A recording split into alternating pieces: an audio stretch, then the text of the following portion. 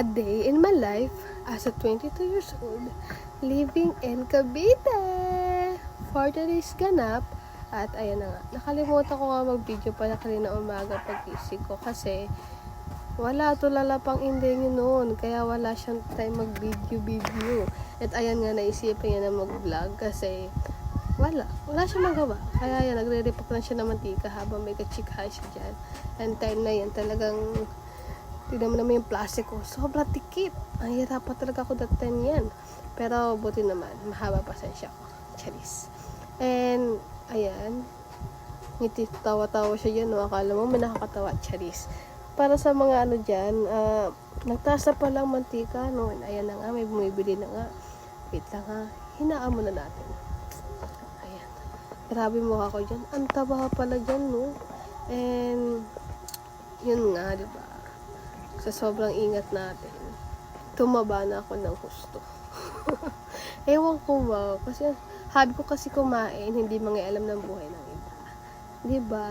And talagang pinas-forward ko na be, kasi sobrang daming ganap niyan na akala mo buong buhay ikikwento niya na. Diba? Ika nga, factory pack na siya.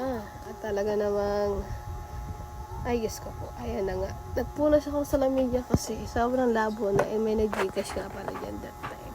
At hinahanap ko na yung notebook para sa cash out, para sa pagsulat ng reference. Kasi one time kami niyan na wala pa lang na-send. Pero may nahanap na resibo. Paano yun? Diba? Di parang na-scam na tayo that time yan. And abang wala pang bumibili, talagang nilubos ko na to. Nilinis ko na yung kwarto.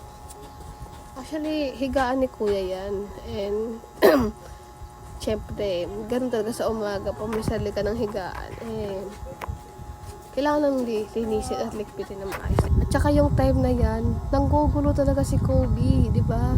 Yung alam mo, ang sigla-sigla mo maglikpit ng hinigaan at linisin. Para naman, di ba, pag uwi, wala tayong maririnig na sermon, di ba? And ayun na nga, fast forward na natin yan kasi sobrang haba na naman ng chikahan yan, diba? Sa mga nagtatanong ko ano yung mga nakasabit dyan, ayan yung mga papeles namin, yung mga diploma, yung mga importance. Kasi uso dito yung mga ngat-ngatan, basa ng ulan, basang-basa sa ulan. Ay, kumanta siya. And ayun nga, nagwadis na ako. And pasensya na kayo sa labahay namin na akong tambakan. Kasi tangkulit kami ng mga kortina, di ba? And ayan, walis-walis lang tayo sa labas.